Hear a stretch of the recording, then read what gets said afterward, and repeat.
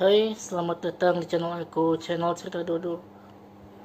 Kali ini aku pengen cerita aja, berbagi pengalaman tentang sesuatu penyakit ya, bisa dibilang penyakit yang namanya anxiety atau kecemasan berlebihan.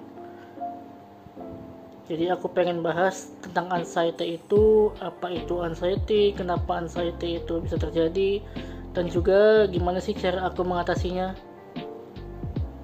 Di awal juga aku pengen disclaimer dulu, kalau aku yang bahas ini berdasarkan pengalaman aja ya, jadi bukan pandangan secara medis, ini hanya dari pengalaman aku aja, karena aku memang pernah berada di fase ini gitu.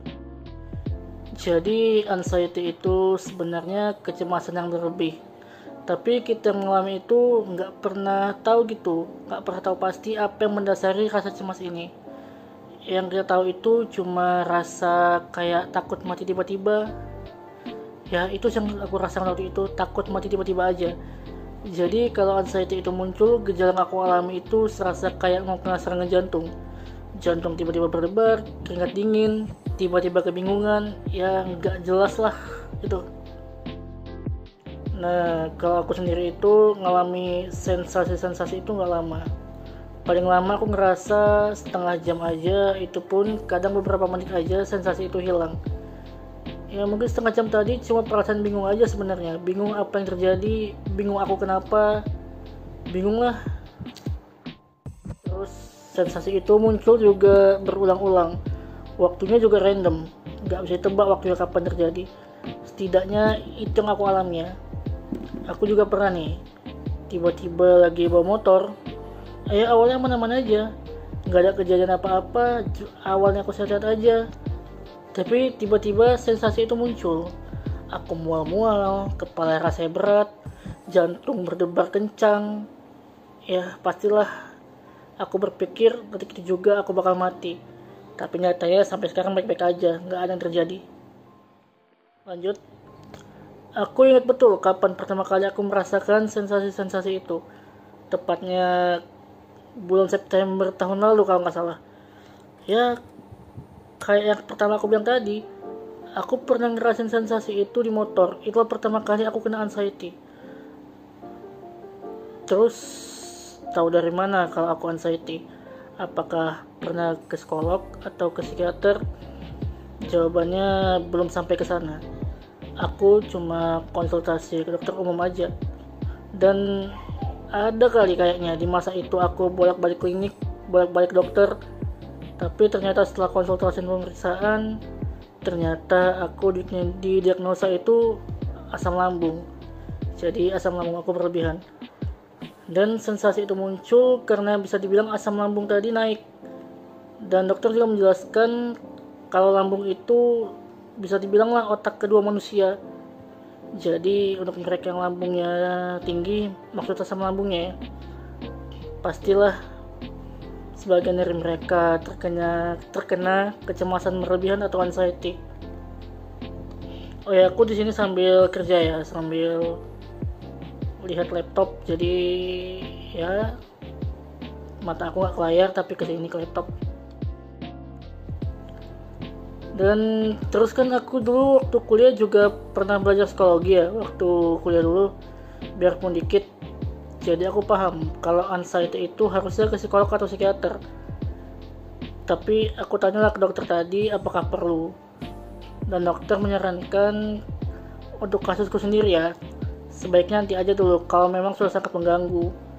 Sebaiknya diobati dulu lambungnya pakai obat-obatan untuk menetralkan asam lambung. Kalau masih berlanjut dan tidak ada pengurangan yang signifikan, barulah ke psikiater atau psikolog. Dan untungnya aku belum sampai ke sana. Ya, biarpun sampai Ramadan kemarin, baru kemarin, sesekali aku masih merasa cemas, masih ada sensasi-sensasi anxiety yang tersisa.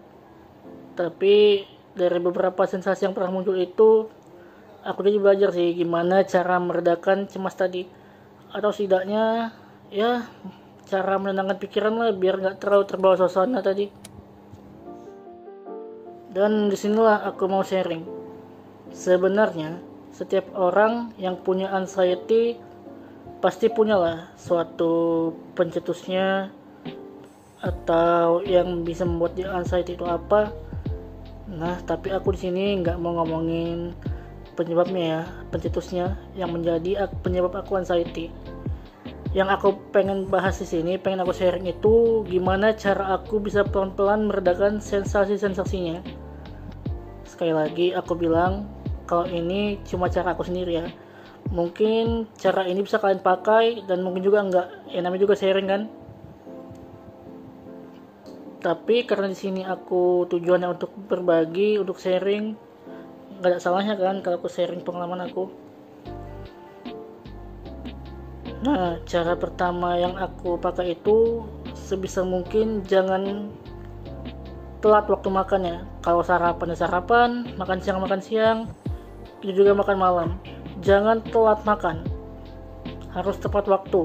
Jangan sampai perut itu nggak terisi, jangan sampai lapar lah intinya. Asam lambung yang meningkat ini kan menyebabkan cemas. Jadi kalau lapar, apalagi punya asam lambung, pastilah kalau lapar itu asam lambungnya naik. Jadi ya, caranya jangan sampai lapar, jangan sampai kelaparan. Apalagi ya. Terus kalau ada kemungkinan sensasi itu muncul, aku biasanya ngomong aja sama diri sendiri. Ngomong yang bersuara, bukan dalam hati. Gimana cara ngomongnya? Kalimatnya bebas sih. Yang penting kalimat-kalimat yang positif. Kalau aku sih biasanya ngomong ke diri sendiri gini. Tapi harus bersuara ya, jangan dalam hati. Ayo, saya nggak apa-apa. Ini cuma permainan aja, permainan pikiran. Jadi jangan tertipu. Coba rasakan sakitnya yang benar. Kan nggak mungkin kan kalau serangan jantung, nggak mungkin juga kan tiba-tiba mati. Ya kayak gitulah kalimat-kalimatnya. Tapi kalau kalian ngomong gini harus ngomong, jangan dalam hati. Karena kalau dalam hati itu kayak nggak kedengaran. Tapi kalau ngomong itu ya kayak kedengaran aja gitu. Itu cara aku. Mungkin bisa berhasil di kalian, mungkin juga enggak. Cara yang aku pakai selanjutnya adalah membatasi interaksi. Membatasi interaksi ini bukan berarti kita memutus silaturahmi ya, bukan kayak gitu. Tapi gini, sekiranya kalian pernah atau sedang berada di circle pertemanan yang menurut kalian gak sehat, kalian sahaja kok untuk perlahan menjauh dari lingkaran pertemanan semacam itu. Karena kalau lingkungan yang toksik pastilah mempengaruhi stres, dan lama-lama stres yang terakumulasi pasti bisa menjadi anxiety. Karena gitu, kalau kita berada di tempat yang kita nggak nyaman, kita tertekan, atau kita merasa nggak dihargai, dan kita nggak bisa ngomong, lama-lama stres dalam kepala itu terkumpul kayak bom waktu, sewaktu-waktu meledak, dan jadilah anxiety tadi. Itu tadilah beberapa cara yang aku pakai untuk bisa meredakan anxiety aku.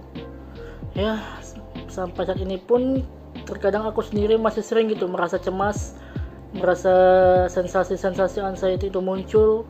Tapi setidaknya untuk aku sendiri, aku udah tahu gitu gimana cara mengontrol pikiran, bagaimana cara mengendalikannya. Dan kalian yang mengalami ini juga harus tahu kalau sensasi-sensasi yang ada itu terjadi karena pikiran kita menipu.